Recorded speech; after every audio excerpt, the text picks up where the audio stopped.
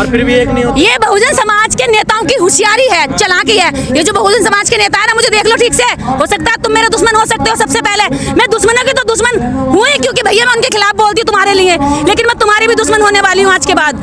तुम इतने गद्दार हो ना, तुम इतने निकम्मे हो ना, मैं तुम्हें क्या बताऊं।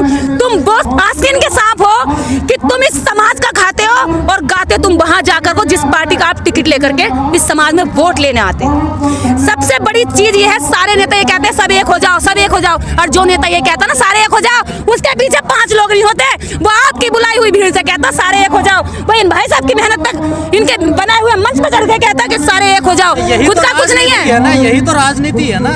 क्या तो फिर वो क्या कर रहा है? फिर हम दुश्मन से तो लड़ ही रहे हैं, सबसे पहले तो फिर इनसे लड़ने की जरूरत है। ये सबसे बड़े गद्दार हैं कि ये इस भोले समाज को लूट करके, नोच कर, खसोट करके अपनी पीढ़ी दर पीढ़ी जो है इकट्ठा कर लेना चाहते हैं।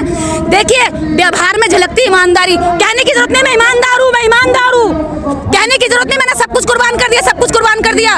उसके व्यवहार में झलकती है, उसकी जीवनचर्या में झलकती है, उसके ऊपर से नीचे तक, बाल से लेकर के नखून तक उसको आप देखकर समझ सकते हो कि ये व्यक्ति वास्तव में समाज के लिए ईमानदार है। घर से शुरू करनी पड़ेगी, बिल्कुल करनी पड़ेगी। आज ये मंच जो है ना, निर्देश की लड़ाई आज के बाद मैं कह दूं आज ब्राह्मणों को, आपसे तो मैं हाथ जोड़ती हूँ भाई साहब, बहुत गालियां दी, ठीक है, और मैं इस बात के लिए माफी तो कभी मांगूंगी नहीं, क्योंकि आप बेईमान हो, लड़ती रहूंगी, लेकिन मेरे ये 2 साल 24 तक इन नेताओं की अकल ठिकाने के लिए लगे रहेंगे और लगती रहूंगी। और लट गैंग की जल्दी से घोषणा करने वाली हूँ इसी मंच से कल, और सारी लट गैंग की औरतें यहाँ आएंगी। नेताओं की अकल ठिकाने? दलित नेताओं की? यस, दलित नेताओं की, जो ये लुटेरे हैं, हमारे वोट के लुटेरे, जनरल सीट पर आने वाले लोग नहीं हैं, क्योंकि वो तो ये कहते भाई मैं तो जनरल से हूँ, कोई दो नहीं दे दो, उनकी कोई फाउंडेशन नहीं होती। लेकिन यहाँ पर चेहरा दिखाया जाता है, ये तेरा आदमी देख तेरे जैसा है, दे दे इसको वोट, ये तेरा भाई है, और वो दिखा करके भोला बन करके लूट के सारा लेके झोली में वहाँ ले जाकर डाल देता है। लड़ाई लड़ तो रहे संसद में, कहाँ लड़ रहे हैं? कौन सा? मुझे एक नेता का नाम बताओ जो बोलता हो,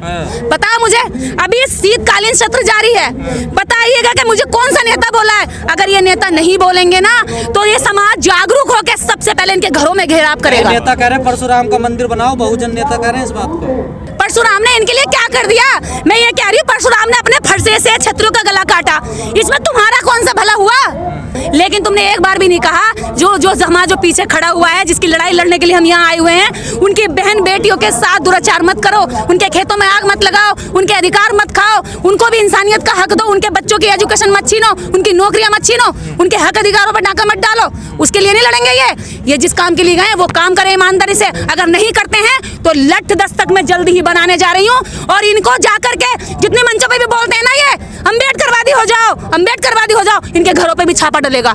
लठ दस्तक बिल्कुल चेतावनी है ये लठ दस्तक इन नेताओं के, इन सामाजिक कार्यकर्ताओं के, संगठनों के मालिकों के घरों में जाएंगी कि तुम दूसरों की औरतों को मिशन सिखाते हो, तुम्हारी औरतों ने कितना मिशन सीखा है। ये लठ दस्तक उनके घरों में जाकर देखेगी। क्या तुम्हारे घरों में डॉक्टर अम्बेडकर की तस्वीर है, रामकृष्ण की तस्वीर है, जिसके नाम से तुमने आरक्षण लिया, जिसके नाम से तुमने स्कॉलरशिप ली?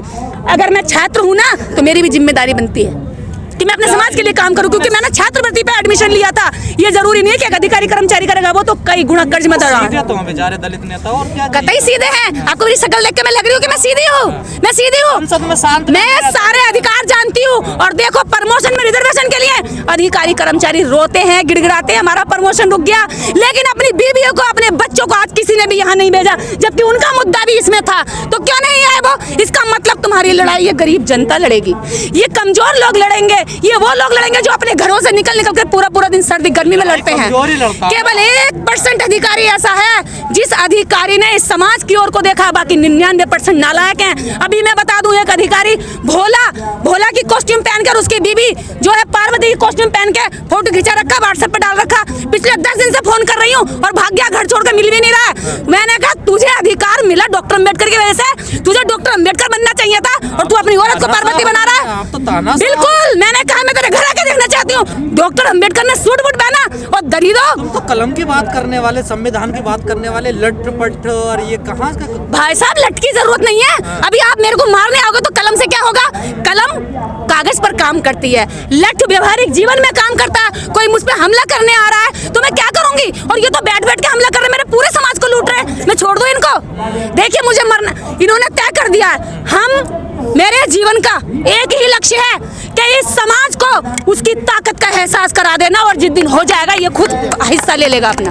ये दूसरों के पूर्वजों के आगे हाथ जोड़ रहे हैं, माथा रगड़ रहे हैं, इनके माथों में गड्ढे पड़ गए, लेकिन इनकी मन्नतें पूरी नहीं हुई। लेकिन ये अभी तक अपने पूर्वजों को नहीं जाते हैं। उन्होंने अपने पूर्वजों का देवी देवता बना करके महिमा मंडन करके इनसे पुजवा दिया, लेकिन अभी ये अपने देवी देवता जो इनके असली हैं, जो इनके पूर्वज हैं, ये अभी तक उनको पढ़े भी नहीं है। तो ये जो समाज है ये तो बहुत पीछे की ओर है और पीछे सोचता है, भेड़ समाज है, भेड़ की तरह चलता है। किसी ने कह दिया इस वाले पीर पे जाकर चादर चढ़ाने से मन्नतें पूरी हो जाती हैं। अरे आस्था का क्या मतलब होता है? मैं ये कहती हूँ अगर आस्था है तो आप सच्चाई में आस्था रखो ना।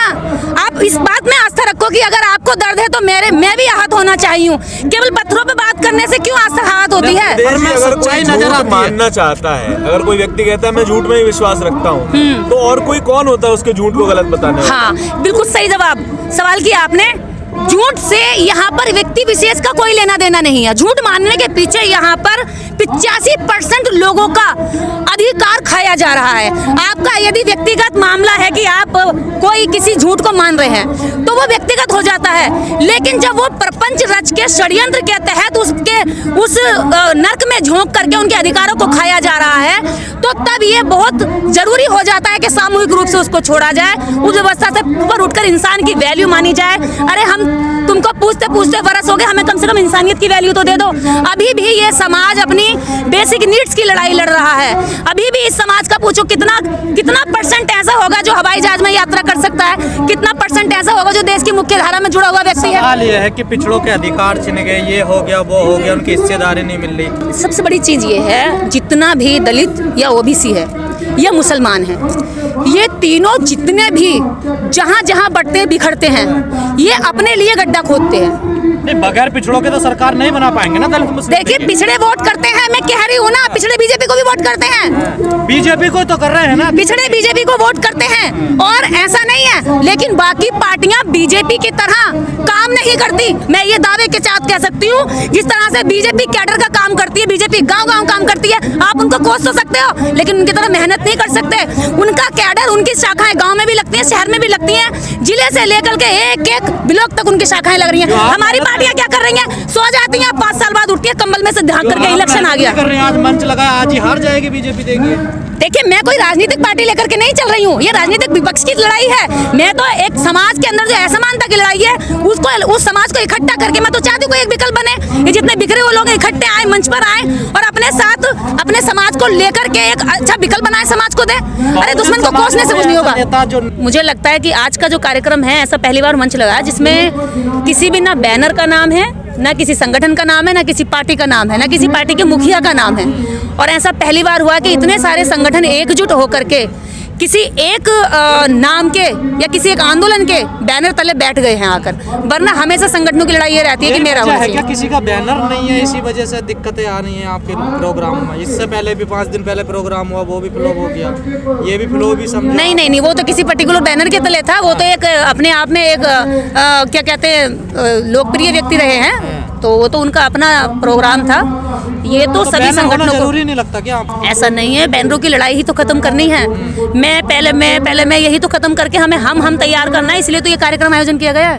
और मुझे लगता है कि कोशिश करने वालों को भले ही देर से रिजल्ट आए, लेकिन आते हैं। मैं उनसे ज़्यादा अच्छा इन सब लोगों को मानती हूँ जो हाथ पे हाथ रख करके कोस रहे हैं कि हमारा शोषण हो रहा है, हमारा शोषण हो रहा है। ये कम से कम उनसे तो बेहतर है कि शोषण हो रहा है तो चीख रहे हैं, कह रहे हैं कि शोषण क्यों हो रहा है। जातिवाद तो है नहीं भाई साहब, जातिवाद कभी जड़ से खत्म हो गया है। उसी समय मैं कहती हूँ जातिवाद खत्म हो गया है तो आप देश के अंदर फिर कोई किसी की जाति ना पूछे, केवल नाम पूछने पर काम चल जाए। क्यों खत्म करना चाहते हैं आप लोग? क्योंकि हम उससे सताए गए हैं, हमारे पूर्वज सताए गए हैं, हमारे बच्चों के सताने की पूरी भी व्यवस्था बनी हुई है, इसलिए हम खत्म करना चाहते हैं। और जातियों के नाम पर तो आपने सरकारें बनाई हैं, उसे क्यों भूल जाते हैं आप लोग? क्योंकि जातियों के नाम पर भी यहाँ सरकारें, यहाँ की पार्टियां जातियों के नाम पर तैयार होती हैं। या तो देखिए सरकारें पूरी तरीके से जाति को खत्म कर दे, ठीक है, केवल और जाति के सर्टिफिकेट खत्म कर दे, जातियां लगाना खत्म कर दे, जनरल SC सारी कैटेगरियां खत्म कर दे। प्रत्येक नागरिक को सिर्फ भारतीय नागरिक का अधिकार होना चाहिए, जातियां खत्म कर दे। या फिर अगर जातियां रखना चाहती है सरकार तो फिर जातीय जनगणना करा ले, सबको जाति के आधार पर जितनी जिसकी संख्या है उसको उतना दे दे, लड़ाई खत्म हो जाएगी। तो बहुजन समाज की, SC समाज की, OBC समाज की जितनी पार्टियां हैं, बसपा है, सपा है, RLD है और ये ASPA है, जितनी भी पार्टियां हैं सारी मिल करके ये करा लेना जाति जनगणना। RLD भी बहुजनों की है? क्यों नहीं है?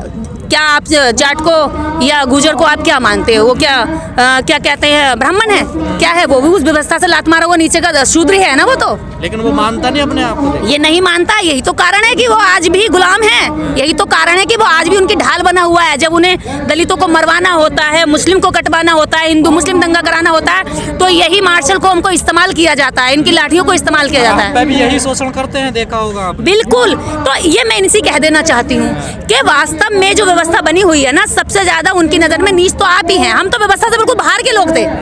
मैं कहती हूँ कि देश की महिलाएं व्यवस्था से बिल्कुल बाहर थी, वर्ण व्यवस्था से बाहर है। महिलाओं को किसी भी बड़ी व्यवस्था के कोई से भी पायदान पे नहीं रखा है, ठीक है। तो मैं तो खुद को ये मानती हूँ उस व्यवस्था के मैं अंदर नहीं थी। दूसरा, ना एससी को रखा है, तीसरा ना एसटी को रखा है।